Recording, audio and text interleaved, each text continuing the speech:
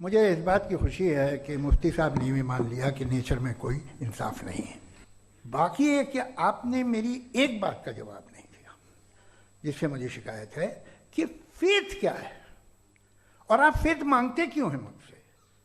आप तो लॉजिकल हैं, आपके पास तो सारे रैशनल्स हैं, आपके पास सारे सबूत हैं, तो आपको फेथ की डिमांड क्यों करते हैं कि भाई तुम सरेंडर कर दो और सवाल मत करो। कोई मजहब सारे सवाल करने की इजाजत नहीं देता है और मना करता है कि ज़्यादा सवाल ना करो, बह जाओगे तुम। कमाल ये है कि दुनिया के सारे मजहब सब जानते हैं ये दुनिया कैसे बनी थी, कैसे मिटेगी, मरने के बाद क्या होगा, इनको सब इल्म है। इनको किसी को डायनासोर होते थे पहले ये नहीं पता था, किसी को नहीं पता। किसी भी दुनिया की मजहबी किताब में डायनासोर का जिक्र नहीं है।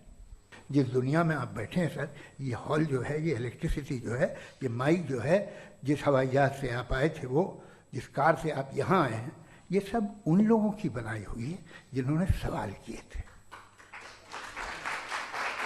ये दुनिया जिसमें आप आज आराम से हैं, ये उन लोगों की बनाई है कि जिन्होंने सवाल किए थे और हर स्टेज पे इन सवालों को मकरूह कहा गया था, गलत कहा गया था। तो आज जो बातें आपके जहन से बिल्कुल परे हैं और आप हैरान होते उन्हें देख के, एक वक्त आएगा कि मामूली लगेंगे। और हुआ है, आपकी इंसानी तारीख ही है।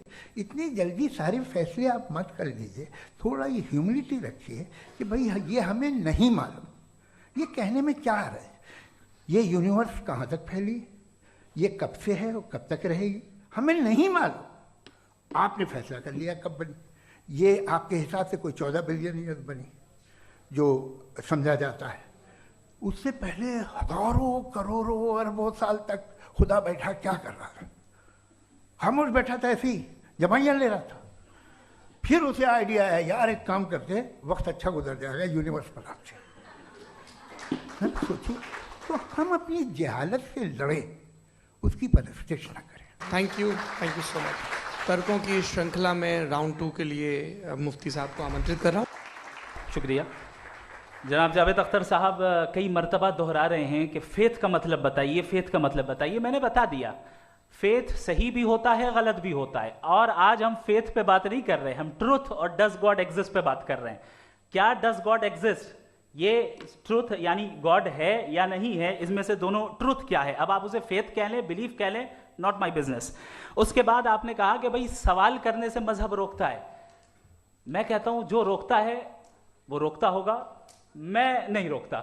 बल्कि सवाल करें, सवाल करना चाहिए। सवाल कर करके तो हम आगे बढ़ते हैं, तरक्की करते हैं, और इसीलिए मैं आज यहां पे आया हूं। लेकिन सवाल सिर्फ खुदा से नहीं होगा, आपसे भी होगा।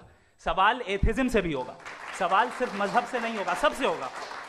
और आज मैं सवाल करूंगा और उम्मीद है कि आप जवाब देंगे। अभी तक आपने वैसे कॉन्टिंजेंसी आर्गुमेंट का कोई जवाब नहीं दिया। चलें, आपने कहा यूनिवर्स के बारे में इटर्नल क्यों नहीं बोल देते। ये चूंकि लॉजिकली पॉसिबल ही नहीं है कि यूनिवर्स इटर्नल हो। यूनिवर्स एक कॉन्टिंजेंट चीज है जो टाइम एंड स्पेस के पाबंद है, टाइम एंड स्पेस से बाउंड है। जो टाइम एंड स्पेस से बाउंड होगा वो कॉन्टिंजेंट होगा, जो कॉन्टिंजेंट होगा वो उसकी बिगिनिंग हुई होगी, जिसकी बिगिनिंग हुई होगी वो इटर्नल नहीं हो सकता। ये तो कॉमन सी बात है। आपने कहा कि किसी मजहबी किताब में डायनासोर का जिक्र नहीं है। अफसोस कि आज तक किसी मैथमेटिक्स की किताब में मुझे डायनासोर का जिक्र नहीं मिला। तो इसका मतलब मैथमेटिक्स की किताब बेकार है? नहीं, उसका वो टॉपिक नहीं है। रेवलेशन का और मजहबी किताबों का टॉपिक ये नहीं है कि आपको आके बताए साइकिल कैसे बनाते हैं, या आकर ये बताएं कि जो है डायनासोर कब था। वो तो मोरालिटी सिखाने आया है, गॉड के बारे में बताने आया, नॉन फिजिकल रियलिटी की हकीकत को सिखाने के लिए आया। रिलीजियन साइंस को रोकता है? नहीं रोकता। अगर रोकता है तो गलत करता है। रिलीजियन साइंटिज्म को रोकता है, जिसमें हमारे जावेद साहब मुब्तला हैं।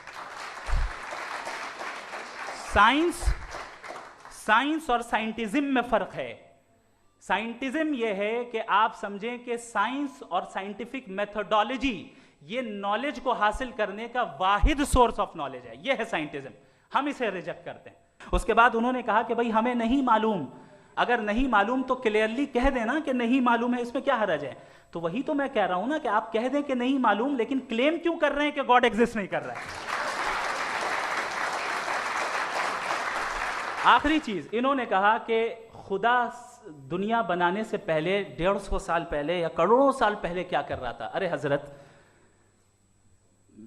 चलें बहरहाल मैं जवाब दे देता हूं, आप हमारे रिस्पेक्टेड पर्सनालिटी हैं, अगर आप नहीं होते तो मैं ऐसे एंटरटेन ही नहीं करता। टाइम, ये 100 साल पहले या 100 साल बाद, पहले बाद में अभी, ये वो अल्फाज हैं जिनका ताल्लुक टाइम से है। टाइम शुरू ही हुआ है यूनिवर्स की बिगिनिंग के बाद, तो उसके पहले खुदा क्या कर रहा था, सवाल इलॉजिकल है, ये फेलेसी है। यानी आप ये कह रहे हैं कि यूनिवर्स के बनने से पहले खुदा क्या कर रहा था, टाइम के बनने से पहले, पहले का ताल्लुक टाइम से, टाइम उस वक्त था ही नहीं, तो ये सवाल ही इनवैलिड है खुदा के ताल्लुक से।